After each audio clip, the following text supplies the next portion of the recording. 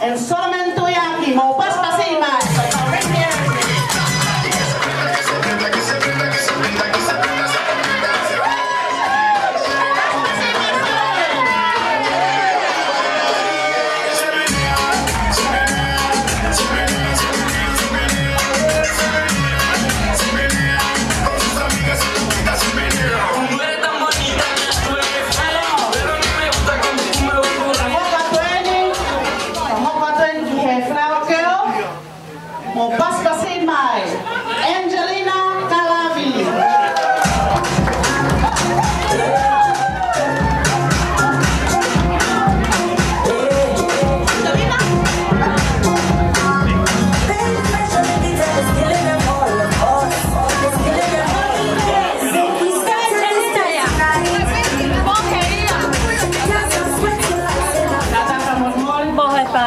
Angelina, o kung tiny lunch niya ano. Tiny niya kung laro. Okay, kung fika fa, lain niya Alfred Moloseli, mo paspasi imay. O George Kumpu, dan mo Ane Falemata.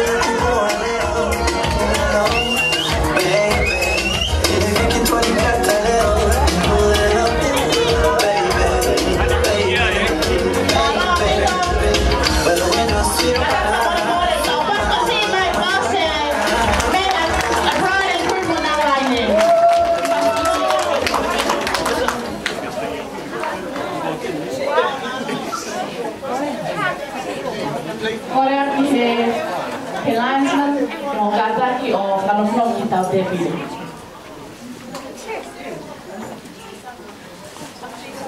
Kia ki motor matapa mo lava makiloto, ata peta o David, ko ahon fia, pero que mau kita o ka nga fia foto. Umay. Alfred sa do ta peta sea.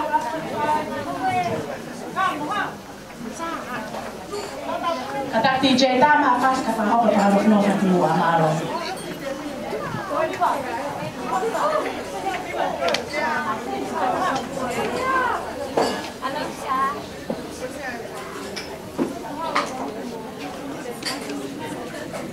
Music.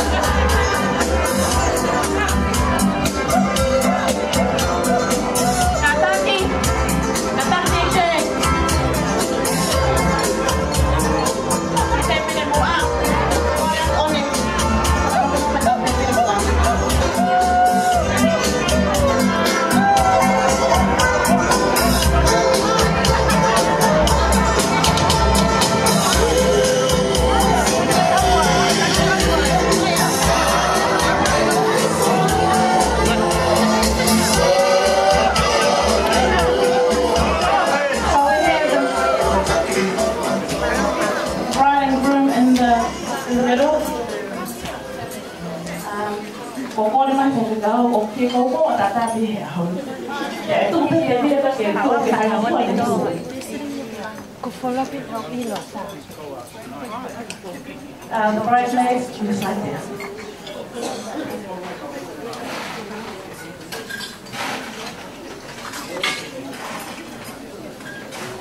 Pengumai, faktor hemat, pakai along seli, faktor patau, Alfred Feraya.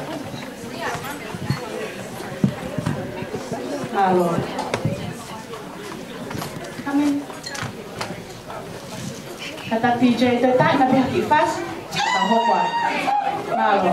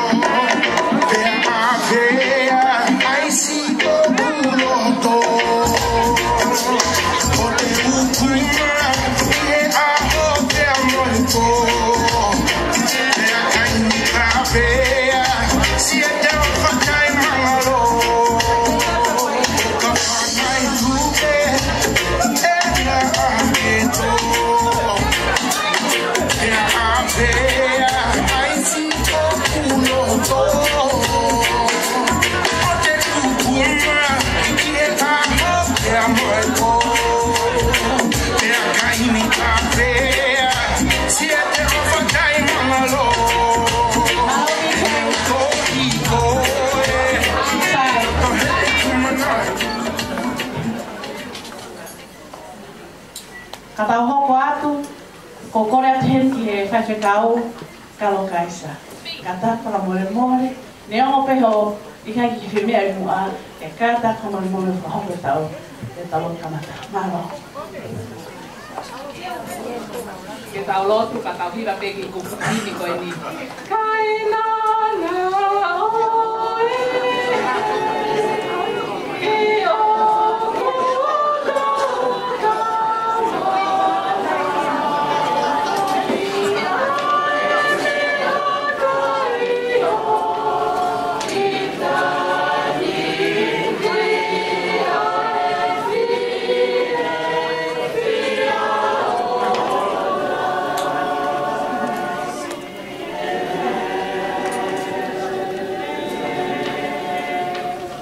ke tau lotu.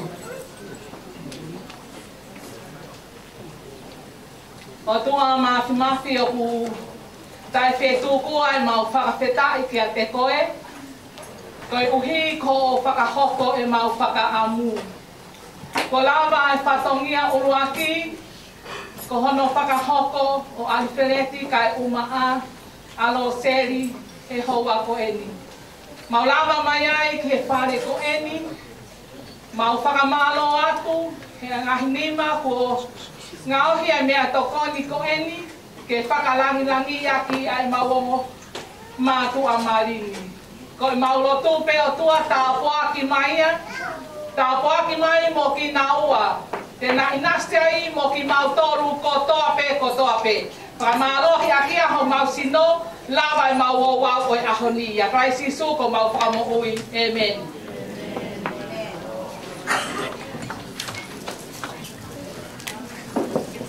Malo, pai te kau kalo kaisa. Matap ki o tua mafi, ai au ki o ta loto ngā. Matap ki he kere eiki o tau te huai. Matap poki ki ha oi hou eiki mo ha mata apure. Matap ki he whai kau kalo kaisa mo ha alo. Atu he whakatap make ki hongo tamaiki. Nā whakatahata hai ki tau tōru he ahoni. Alfred e mo lose en kuia. Whakatapo ki homo e ki māma. Ka pehe ki homo whāne i homo kotoa. O koara whau ke whakatapo ki ha sola, mo ha vaulangi, mo ha ngāhi maheni ko tau kotoa mai. Ke tau kaunga fia, whakataha no Alfred mo lose. I he whare fo o lana he ahoni. Kai ata mo ki whine motu atu ani. E o tongia, a katongia MC. Koi kātuanga e ahoni. Ki mua ai, ko whaamu, ki whahoko atu te au. Ko kingoa, ko mere tui atu moa. E mea pango. Ke whatongia koni, mai whakakoloa ake tangata eki. Taraftu ia. Ka koe uhi, ko ahia mate si o mautu whare, o more ati mautu o taha. Pena e whae pao ke whae wholau ki ai ko ngalahe whamine. Ke koe toe, koe a whanau pe. Ko e tangata eiki, ko te hina ia o Selu Tuiaki, tangata eiki o Alfred Tuiaki. Ka koe uhi ngai ia, o ko tua he ahoni, whakakato e katongia MC ke kātuanga koe ahoni. O ko kore whakamore, ka iai hatoonga ka hatoo whatongia e kai hoa mo tāo whakamore e potopoto a niu muipe. To our non-Tongan speakers, family and friends of Alfred and Roseli Tuiaki, I would like to welcome and thank you for being here on this important day. We are gathered together to celebrate a very special love between Alfred and Roseli. With no further ado, I would like to pass on this moment of time to our function manager, Soni. Kene whakahoko atu ngai whanongonongo o le whare. Malo awhina.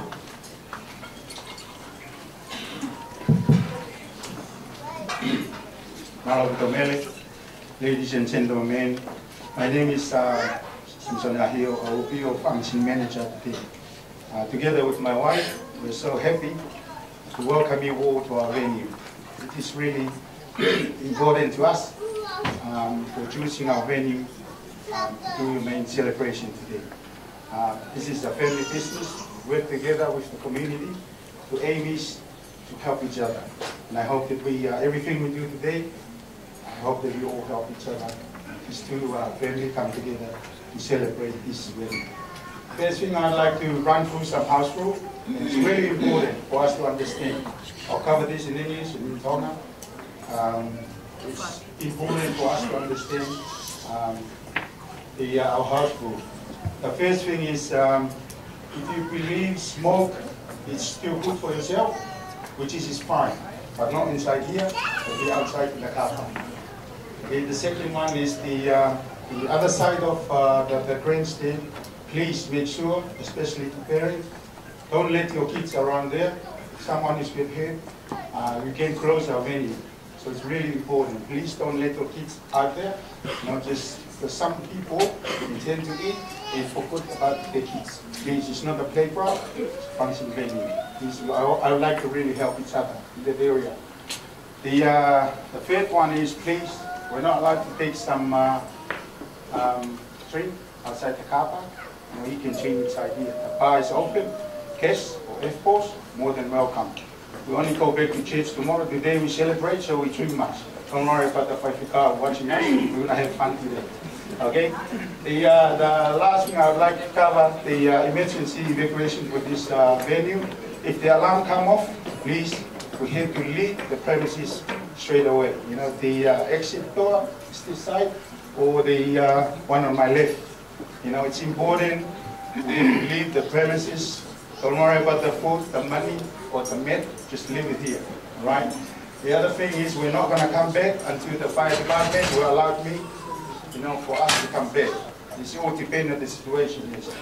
All right. So it's important that Mel and myself will work together to have a wonderful celebration today. The last thing is that the toilet. When you come in, the right-hand side is the female, left-hand side is the male. Make sure you go to the right place. If you're not sure, come and see me. Then once again, I'd like to say thank you for everyone. I mean, if you look forward to do our wedding, birthday, or you want a divorce and marry again, come to this venue. You know, we'll look after you guys. Kalau mau dia upang apa tahu, kata mau dia upang mahina deh. Aku ini juga pemalas saya. Kalau ngaku sangson nahio, aku bisnisnya lu mangai fatah. Bisnis gue ini mau tengah fatah, mau kaya ngatonga, kaya hamo, mau kaya ngatakan. Mau bisnisnya lah yang itu ke family gue ini, uang gue ini mengatur mau family gue ini. Kita ramai ya mau celebration ya, masih tidak gitu. Kalau tu lah itu madu, kalau mau firman mau ngahi. Tapi dia tahu, dia lagi dia buku tanah ke, apa dia balik ini, apa dia homosi. Kalau terlalu ya, kalau dia mau nak hilang dalam saya, nak kemudian awal dikiai, kemudian dia pergi ngomong itu apa ya, terhukum, apa ketika makam malu, kemudian mak pergi, ini tu, kemudian terpakai friends kan, pokoknya nak tu, pokok shop punya ini. Papai itu ketuan kepisan, aku tidak lagi naik, aku tidak lagi ya. Soalnya di mana, ya mulai toilet TV, kemudian kalau kata aku, tomat tahu kata ini, toh lima kata ikan.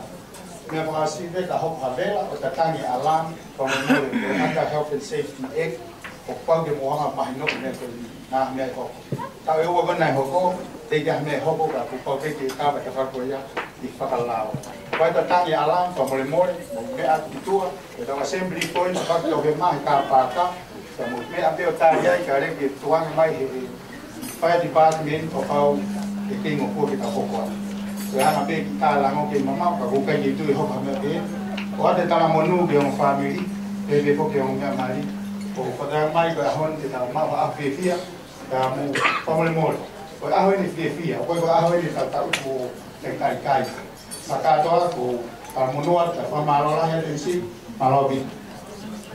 Malo so nupas pasi ba tao. Function manager. Kimo kata na pasi na kana ho mai fa ka he popo ko ya mari aminai. Ko ngai ka toa na mari ko pe pa ke ho ko nahi moments. Ya mo nahi palo palema ko ka palema. Ka popo ya tu halaki ko fe ya. Pokoknya kamu kita tahu kami apa. Hanya kita kami kalau kau lihat tu atau kau faham atau fasih kita via. Kemudian dia akan nasoni don't worry, be happy. Kau lihat DJ tahu atau fasih. Halo.